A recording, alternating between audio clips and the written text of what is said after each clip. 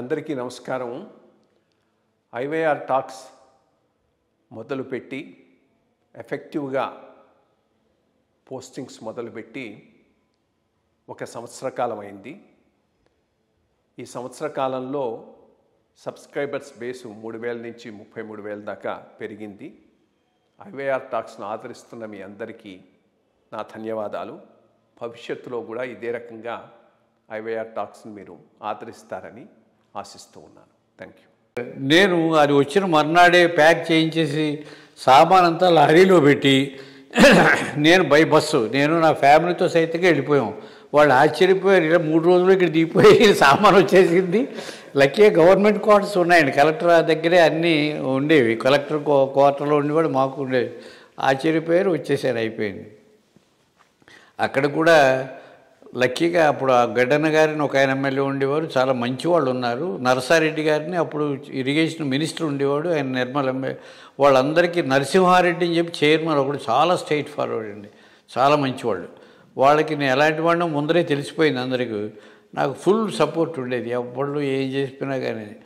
తర్వాత మీరు రబ్బరు ఒక అతను గౌడని ఒక కలెక్టర్ వచ్చాడండి, కర్నూలు. అతను ఖమ్మంలో డిఆర్ఓగా పనిచేశాడు. చేసి ప్రమోషన్ మీద అతను ఆర్డీఓ నుంచి వచ్చిన అతను, ఎస్సీ గారు సమ్ గౌడ్ ఏదో అతని పేరు, కర్నూలు ఏరియా అతను చాలా హైలీ కరప్ట్. అతను రాగానే నన్ను పిలిచి, నాకు కలెక్టరేట్లో కుర్చీలు లేవు, ఇదంతా ఆదిలాబాదు అంటే, నేను మీరు చైర్మన్ అది స్టాండింగ్ కమిటీస్ అండి, మీకేమన్నా మీకు కావాలంటే అఫీషియల్గానే కొని పంపిస్తాం, అదేం పర్వాలేదు అని.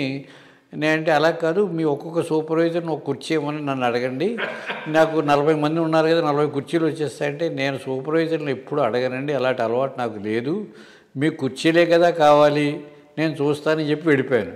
ఏమనుకున్నాడు, మాట్లాడలేదు. నేను తర్వాత నోటు పంపించి చైర్మన్ తోటి అప్రూవల్ తీసుకుని అఫీషియల్గా 40 కుర్చీలు కొనేసి ఆ స్టాండింగ్ కమిటీ చైర్మన్ ఆఫీస్ పంపించేసి, అప్పుడు పిఏ అంటే అప్పుడు ఆర్డీఓలు పిఏగా ఉండేవారు.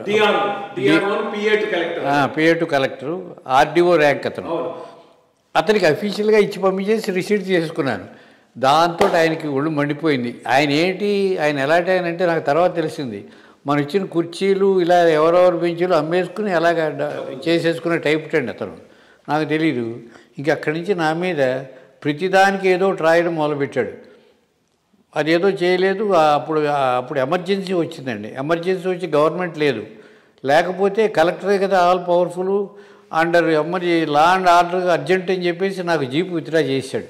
నా జీప్ జీప్ లేకపోతే నాకు ఇంకా నేను బస్సులోనే వెళ్ళేవాడిని. మా డిప్యూటీలు అన్నారు, మా జీప్ ఇస్తాం తీసుకెళ్ళి. వద్దయ్యా, నీ జీప్ తీసుకుంటే ఇది కూడా విత్డ్రా చేస్తాడు, నీకు కూడా ఉండదు, నాకెందుకు, పర్వాలేదు, నీ జ్యూరిడిక్షన్లో ఉన్నప్పుడు నీతో వస్తాను, వేరేకి వెళ్ళినప్పుడు నేను బస్సులోనే వెళ్తాను. నాకేంటంటే అప్పుడు ఎంటైర్ ఆదిలాబాద్ ఒక్కడనే నేను ఈయని. సో అక్కడి నుంచి నిర్మల్ బస్సులో వెళ్ళిపోయేవాడిని, నిర్మల్ డిప్యూటీతో తిరగడం. అలాగే మంచిర్యాల బస్సులో వెళ్ళేవాడిని, మంచిర్యాలలో తిరగడం. అలాగా ఆసిఫాబాద్ వరకు బస్సు, అక్కడి నుంచి తిరగడం, ఇలాగే పెట్టాడు.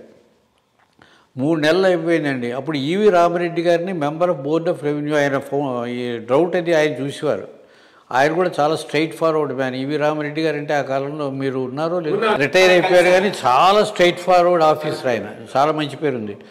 ఆయన ఒకసారి రివ్యూకి వచ్చాడు. వచ్చినప్పుడు ఇలాగ వీళ్ళు చైర్మన్ వాళ్ళు ఈయన తిరగలేకపోతున్నారండి, ఆ కలెక్టర్ పట్టుకు వాయించేశాడు. డ్రౌట్ వర్స్, ఇంత ఇంపార్టెంట్ వర్స్ ఉంటే ఈ వెహికల్ తీసేసావు నువ్వు, ఆయన ఎలా తిరుగుతాడు అనుకున్నావు అని, I want that vehicle should be released immediately by tomorrow అని చెప్పేసి అక్కడప్పుడు అందరూ ఎదుగుకుండా చెప్పేశాడండి. అంటే మన్నాడు వెహికల్ వచ్చేసింది. వస్తే ఈయన ఏం చేశాడు, కొన్నాళ్ళు అలాగే ఆయన ఉండగా వెళ్ళిపోయి మళ్ళీ జనరల్ అడ్మినిస్ట్రేషన్ సిఎస్కి రాశాడు. మరి నేను లా అండ్ ఆర్డర్ పాటించాలంటే నాకు వెహికల్ విత్డ్రా చేయడానికి లేకపోతే ఎలాగా, నేను కొన్ని వెహికల్స్ విత్డ్రా చేసేసుకోవాలి, నా పేరు రాయకుండా మళ్ళీ రాశాడు. No, you are at liberty అని వాళ్ళు జనరల్గా సిఎస్ నుంచి మళ్ళీ ఇచ్చేశాడు. ఇస్తే మళ్ళీ ఒక 2 నెలల పోయాక మళ్ళీ విత్డ్రా చేశాడు. చేసేసరికి ఇంకప్పుడు వాళ్ళకి మళ్ళీ వీళ్ళు ఆయన నోటీస్ ఆయన సిఎస్కి రాసి, I have verified it is all కాదంటే, అప్పుడు మళ్ళీ నాకు వచ్చేసి ఇంత గొడవ ఆయనతో 1 year. ఆ 1 year అయిన తర్వాత అప్పుడు మా ఫాదర్కి అనుకోకుండా పెరాలిటిక్ స్ట్రోక్ వచ్చిందండి. రిటైర్ అయిపోయారు, ఆయన కాకినాడలో ఉండేవారు. అందుకని నేను కంపల్సరీగా 1 month సెలవు పెట్టి కాకినాడ వెళ్ళవలసి వచ్చింది. అప్పటికి మా మదర్ కూడా చనిపోయారు, ఎవరు లేరు. నేనే వెళ్ళి దగ్గరుండి చూడవలసి వచ్చింది. నేను నా వైఫ్ అందరం సెలవు పెట్టి వెళ్ళాం అనమాట. వెళితే అప్పుడు నారాయణమూర్తి అనుకుంటాను, ఆయన సెక్రటరీ, ఆయనకి నా గురించి అంతా బాగా తెలిసింది. ఆయన తెలిసి నన్ను పిలిచి, కొండలరావు నేను ఐ విల్ ట్రాన్స్ఫర్ యూ, అప్పుడు ఎమర్జెన్సీ అండి, అంటే వీళ్ళు ఉండరు కదా, ఓన్లీ సెక్రటరీ సిఎస్ బదులు ఒక ఎవరో ఉంటారు కదా, వేస్తారు కదా వాళ్ళే. నేను I will take orders from him, నువ్వు ఇంక ఆదిలాబాద్ వెళ్ళి జాయిన్ అవ్వకు, 1 month సెలవు పెట్టావు కదా, నేను చూస్తానని చెప్పి. గవర్నర్స్ రూల్, ఎమర్జెన్సీ కాదు, గవర్నర్స్ రూల్. అదేలే ఆంధ్ర ఎడ్యుకేషన్ తర్వాత. రైట్. అప్పుడు ఆయన ఆర్డర్స్ తీసుకుని నన్ను బందర్ వేశారు. బందర్ వేస్తే కేఆర్ వేణుగోపాల్ నాకు అక్కడ కలెక్టరు. ఆయన మళ్ళీ స్ట్రాంగ్ మ్యాన్.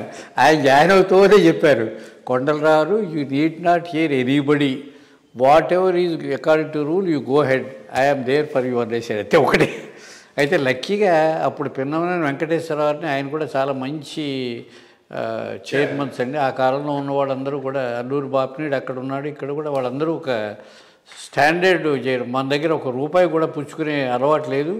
అదే కాదు, ఎవరైనా వస్తే వాళ్ళే భోజనాలు పెట్టేవారు. మా పై ఆఫీసర్లు వచ్చినా వాళ్ళే భోజనాలు పెట్టేటటువంటి నేచర్ ఉన్న చైర్మన్ ఉండేవారండి ఆ కాలంలో. అందులో కేఆర్ వేణుగోపాల్ అంటే మీకు తెలుసు ఆయన ఎలా ఉంటాడు. ఇంకా అసలు ఆ రకంగా ఎటొచ్చి అక్కడ 6 నెలలే ఉండగలిగాను. ఎందుకంటే తర్వాత నన్ను డీసీగా కావాలి అని చెప్పి సిఈ రాశాడు. రాస్తే అప్పుడు ఇంకా మరి ఆయన రాసినప్పుడు ఏం చేస్తారు, ఇక్కడ డీసీగా వచ్చేసాను. అక్కడి నుంచి అలాగా ఆ రకంగా జరిగింది.